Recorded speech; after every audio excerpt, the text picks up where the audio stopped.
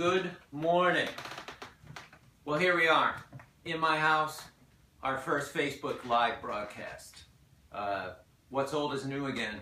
This is, I guess, the modern TV. Go back to the days of Jackie Gleason, Milton Berle, Arthur Godfrey, Playhouse 90. That was live TV. Obviously, those were rehearsed, and you got what you got. Sometimes you got mistakes. Sometimes you got gems. Well, here we go. What is this, 60 years later, whatever? We're back to live TV again. So you get the mistakes and the good stuff, hopefully mostly good stuff. So, I've always wondered myself, you probably do too. For instance, I used to watch Michael Jordan at his peak. There he was, he'd come out on the court.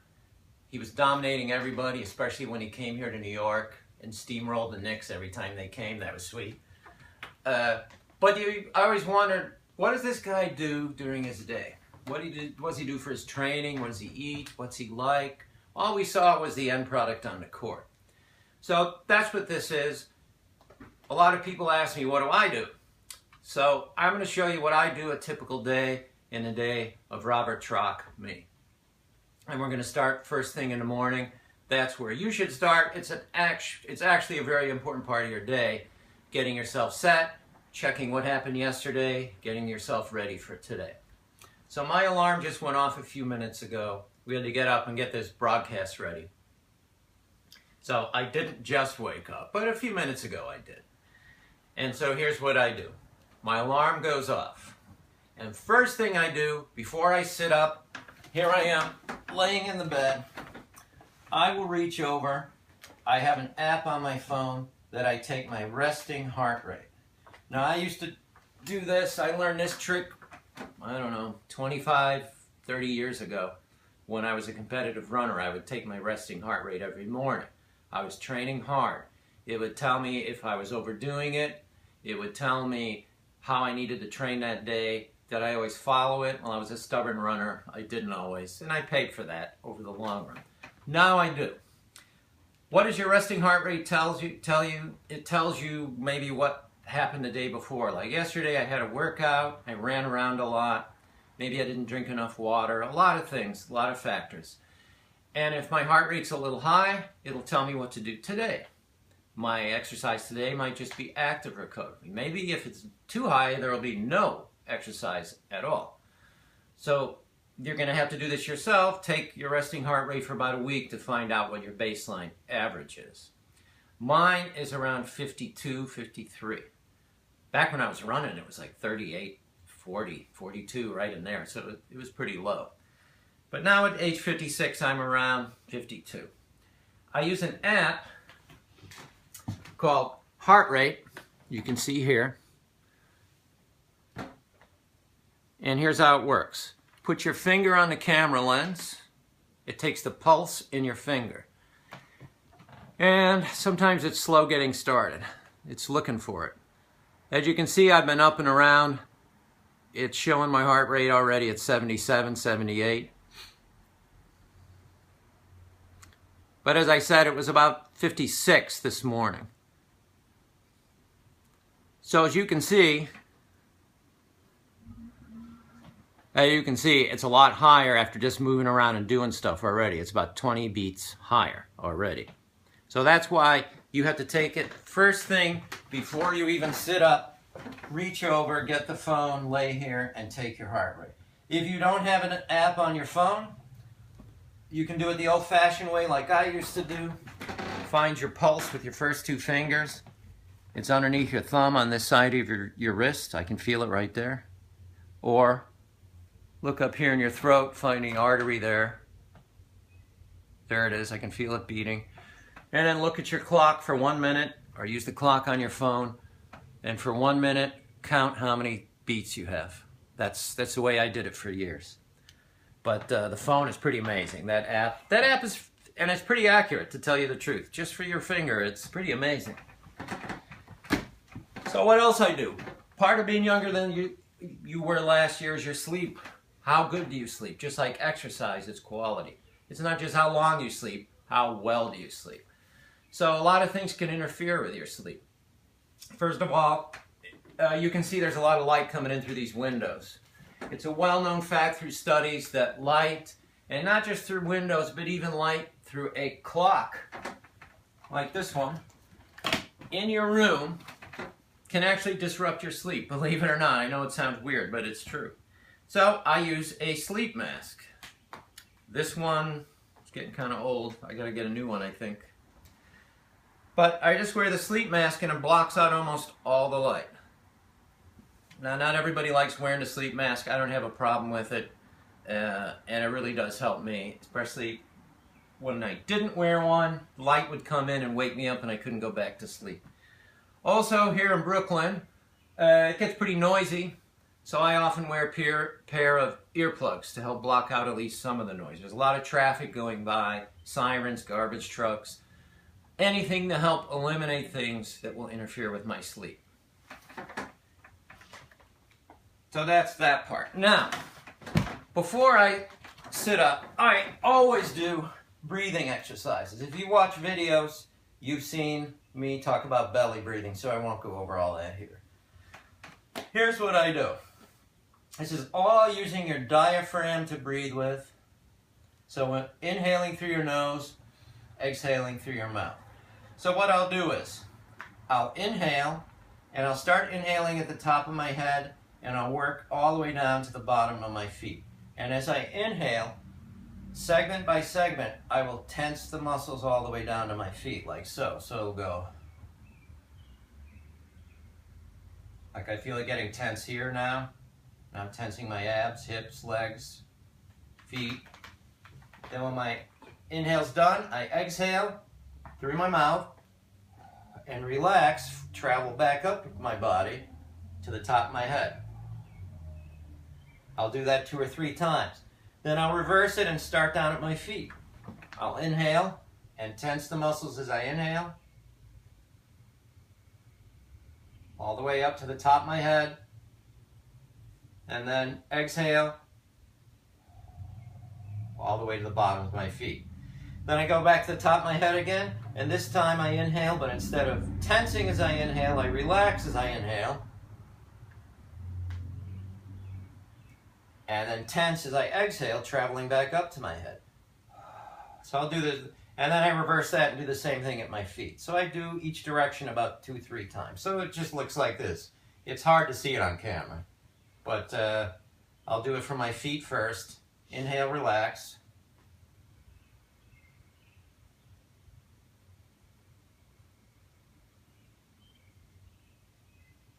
Then I'm at the top of my head now, and then exhale.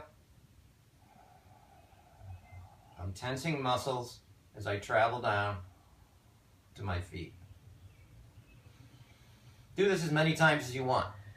Then, what I do is I practice a little breath holding. Now, as I'm doing this, I use the bed to just see where I'm tense, how I feel against the bed. So I just become aware of where I'm tense, where things are a little off this morning. So what I'll do is I'll draw in an inhale for about 4 counts, like 1, 2, 3, 4. Then hold my breath. Relax with my mind, just everything relaxed. Then exhale for 4, hold my breath for 4 counts. Then exhale for 4 more counts. Then after the exhale, hold my breath for 4 more counts. Just stay relaxed. Look for the tension, just keep your body relaxed. And then draw in a relaxed inhale again and repeat. I do that about 5 times. Why the breath holding? This is good practice. It's easy to lay here and do these breathing exercises, but once you go out during your day, you're not just laying here relaxed, you're doing stuff. You could be in traffic somewhere, you could be out walking, you could just be tense for whatever reason, or during exercise. This helps you stay relaxed even when the going gets tougher. So it's basically breathing exercises, right? For your mind and your body, just to stay on an even keel during the day. So I'll do these breathing exercises. Then before I get up, I'll often do something for my legs. Now I can do this with straight legs. A lot of people are too tight to do this with straight legs. You might need to do this with bent knees or you might need to hold one leg in place. And all I do is, nice and slow, move one leg at a time up and down. Notice my knees are straight. Like I said, you might not be able to do it that way. You might have to hold one leg and just work one leg at a time. This might feel like a very intense stretch over here. The key is not letting this leg that you're holding move. It has to stay in place. Notice the leg that's in the air is not moving as the other leg is traveling to the bed. Go nice and slow with this. Notice it's like shaking a little this morning. And I do about 20 of those. That's just a great basic pattern mover. It's actually basically walking, as if I was walking and I flipped myself on my back. That's still kind of the walking pattern. And it starts integrating that before I even get out of bed. So then what I'll do, it's time to get out of bed. Let's hit the bathroom. So most mornings, the first thing I do when I hit the bathroom, everyone has to pee. At least I do. So I check my body pH every morning. Again, just like with the resting heart rate, just to check where I am. And when you do this long enough, you know what your baseline is, and you know if it wavers, that there's a problem. So I test this using just basic old pH paper. And it's on a roll, just like this. You take the pH paper out, and it's just a thin piece of paper. And I learned this trick from a running coach years ago. What you do is you pee on the paper, then compare the color to the chart here. The optimum is right here in the middle at 7.0 pH. Between acid, this side is more acid, this side is more alkaline. So I'm gonna close the door, pee on it. You can see the color of the paper and see where I am this morning. So give me a second.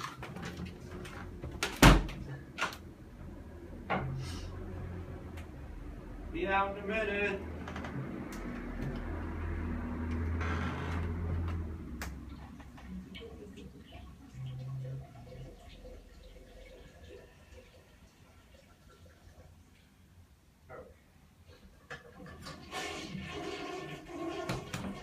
Okay. So this morning, let's see. Yeah, as you see, my color is somewhere between these two, which is not bad for the morning. You're always going to be more acidic in the morning. You know, I'll take steps today to start moving me a little closer to the middle, like eating and so forth, what I eat, and drinking some water. But that's about normal for me. Probably good to wash your hands when you're done.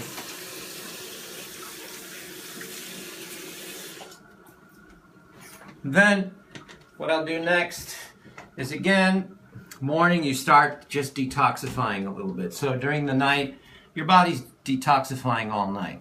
A lot of that stuff, when you wake up in the morning, sometimes you feel that coating on your tongue. A lot of that is that detoxification stuff that's sitting on your tongue. So I learned this trick from yoga teachers years ago. This is a tongue scraper. You'd be surprised all the stuff that comes out here off your tongue in the morning. So what I'll do is I'll scrape the tongue off, like so. Notice I get a lot of white stuff coming off my tongue. And what I found is when I started doing this, actually things like tooth decay and breath, tooth decay got a little less because I always had a problem with that as a kid. I had a lot of cavities because I ate crap. I went to the dentist once as a kid. I had, I think it was 15 cavities or something like that as a kid. Not good. So today I'm paying the price for a lot of that. I also noticed that any problem with your breath, smelling a little, it seems to help with that as well. So you might want to think about that. Then, of course, I brush. I don't worry too much about the kind of toothpaste that I use. I know they have other kinds of toothpaste, but I just use stuff with fluoride in it. It seems to work So, brush my teeth. Very important. I'll just do it fast this morning.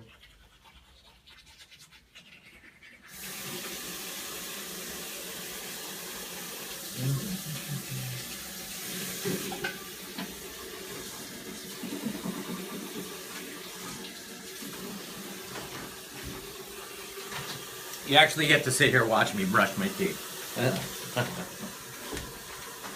Then, something I do that I really need. I do have some hay fever issues, allergies, and during winter, my sinuses do get dried out. And I learned this from my old chiropractor years ago. He introduced me to what they call a neti cup, which I don't know if I have anymore. It's a little cup you use to clean out your sinuses every day. Fill it up with fluid, pour it through. But I found something that works better than that I like better. I just use this sinus rinse here. And I'm using this pre-mixed stuff. You want to see the package. I use this pre-mixed stuff. But sometimes I don't. Sometimes I'll use real sea salt mixed with a little baking soda I'll put in here. But you definitely need some kind of salt in here. Table salt won't do it. It'll burn. Don't use it.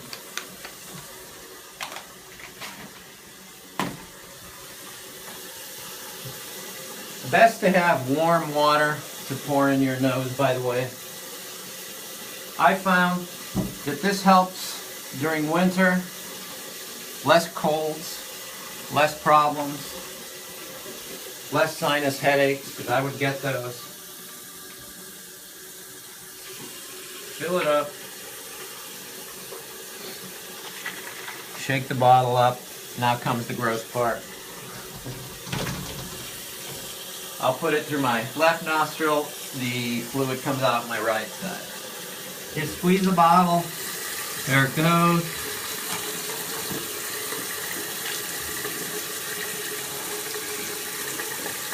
Like so. So there's that side. Then you got to go in through the other side. Thing I like about these packs, it makes it fast. Great for vacations or trips, by the way. Makes it really easy. Go through my other side, and that'll be it for this. So through my right nostril, comes out my left side. If you're squeamish, don't watch. There we go. Rinse out the bottle.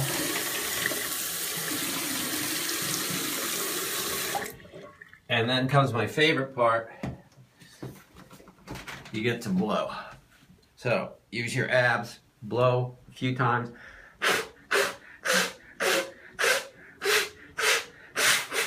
So there's not very much coming out today. During winter time, when it's dry in there, I also use oily nose drops that'll come out.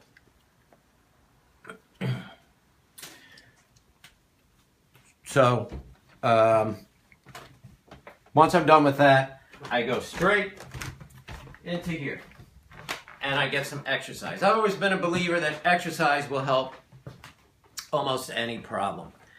Now, back when I was running, I'm paying the price today. My feet and ankles are always stiff in the morning. And as you get older, you're going to find that your feet probably do get stiff and painful. And we've all seen those old people walking around like this, looking like their feet hurt. Doesn't have to be that way, dude. Doesn't have to. So, for you, here's one thing you can do to check right away. Put your feet on the floor. See if you can lift just your big toes. Notice my other toes are staying on the floor. I don't know if you can see that. If you're having a lot of trouble doing that, you need to definitely be doing these exercises. But I still do them because it loosens my feet up. They feel great when I'm done. So, first thing, I do 1 foot at a time. Press your toes hard as you can in the ground for about 2 or 3 seconds and release. I do about 7, 8, 10 of these. Both feet. So press, release, press, release. Next, I spread the toes. And this is an important exercise for me on this foot especially. Last year, this bone right here, I had a fracture with a stupid accident. So I was on crutches for almost 3 months. It's called a Jones fracture. If you follow basketball, you see Kevin Durant had the same injury. Yeah, I'm comparing myself to Kevin Durant. And it's a very slow healing injury. And when you get these broken bones and these little things, like in your hands, I've had a few broken fingers in my life, you definitely do need to be working strength exercises in your hands and your feet if you've had problems like that through the years. Sprained ankles, broken bones, broken toes, broken fingers, all that stuff. So I'm working on my feet and my hands a lot because I've seen some twisted hands and feet as people age. So this is an important exercise for me. I spread the toes and I have to actually use my fingers to help. And then squeeze them together. Notice I get a gap here, so I have to give that a little extra help on this foot. Spread them and squeeze them. It's always harder on this right foot for me. I can feel the muscle working right here. Now, this foot, same thing. I have better control on this side. You'll probably find the same thing. Spread them far as you can and squeeze them hard as you can. I can feel muscles working here and here. Next, take your foot off the ground a little bit. Squeeze your toes hard as you can. And point your foot, keeping your toes squeezed. At the end of the point, spread the toes and pull your foot back, right? Squeeze them, point, spread. Do that 7 to 10 times. When you get to the end of that, point your foot, squeeze your toes. Oh, I can really feel it working this morning. And pull the foot back and spread the toes here. Point, squeeze, pull, and spread. And do both feet. Then, stand up. We'll do some real walking. I'm going to walk on my heels like this. Just start working the shins, working your ankles in a different position. Notice my butt isn't sticking back. I'm keeping my hips underneath me. Definitely do this on a carpet if you're in bare feet. It's going to hurt your heels if you don't. You can walk sideways, forward, backwards. Then, I walk on the side of my feet. If you've never done this, if you've had a lot of ankle sprains, be careful with this one. Go very easy at first. So it's a great exercise to strengthen, but take your time. Then I'll walk on the inside of my ankles, same thing. Again, if you haven't been doing this, watch your knees and your ankles here. Go nice and easy. Go about 15 seconds on each one of these, right? And then last, I'll get up on my toes and walk about 15 seconds. Again, you can walk any direction you want. Just stay nice and tall.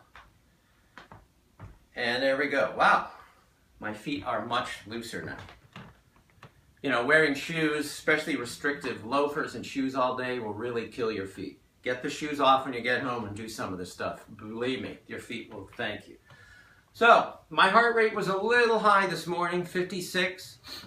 I'm going to do some active recovery today. Get my energy moving. Here's some old, ancient Chinese energy tricks that anybody can do. This involves just slapping, yes, hitting yourself, not overly aggressive, but slapping yourself to get the energy moving. Believe me, if you do this for 1 or 2 minutes, you're going to feel the energy just climbing in your body. So first, we'll start right here, down on your lower stomach. Just take your hands, slap like this. You've probably seen people doing this. If you haven't, you don't know what you've been missing. So you can slap here, slap on the side. That always feels good right there. Move up into the chest. Guys can do this a lot easier up in the chest. Then take your knuckles, wrap yourself on the kidneys. This is your kidneys now, so don't hit hard. Just wrap.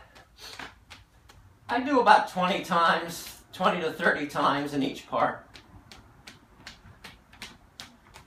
And now let's work on the shoulders and the arms. Take your hand, start slapping the front of the shoulder, the top, the side. And I'm slapping reasonably hard. It feels good. It's better with a shirt on. If you do it on bare skin, it stings a little bit. So it's better you wear a shirt. And notice I work my way down my arm a little bit. And then do the other side, same thing. Now, a key acupuncture and acupressure point right here on your wrists. Just bang your wrists, like so. I'll just do about a few times each way. Then take the other one on top, bang it. These might look funny, but believe me, you try it, you will feel energized. Take your middle knuckle, right here between your thumb and your index finger. Start banging there. This stuff was invented by much wiser, smarter people than me, so I listen to what they say, and it works. If you want to work your hands more, you can take between your fingers a little bit, you know, each one of them, like so. You can get your arms relaxed and just shake them out, and then work on your legs. Start down in your ankle. You can come down on your knee, or if you're more flexible, stand up like this. Then you can work on your lower calf. I like to take the heel of my hand a little bit. Then your upper calf, your knee, your thigh. I like to work all around my thigh. And then you can just work your whole leg if you want.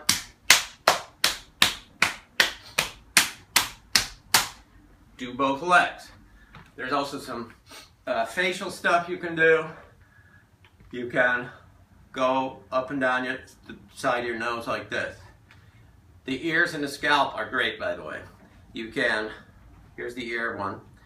Bring your hands back and pull your ears forward like this, so it'll look just like this. See how my ear is bending, right? Bend, flat, so. Just like so. Then you can, you know, massage your scalp. It feels great. If you got a lot of hair, maybe you don't want to do it, it's probably messing my hair up. Good reason to shave your head. Massage your scalp. And then something I learned from Jack LaLanne. There's a lot of muscles in your face. Those need to be worked as well. There's a lot of different facial exercises, but here's one you can use right away. I put breathing in with it. All you do is squeeze your face hard as you can, and then stretch it out. You can stick your tongue out if you want. So I won't be talking for a minute while I do this. So it's squeeze, just like that. Squeeze hard, open wide. And you can go faster at the end. And go for as long as it takes. Got fuzz in there. Go as long as it takes till your face starts feeling kind of fatigued. Then bend down, slap your face a little bit, get the blood into your head.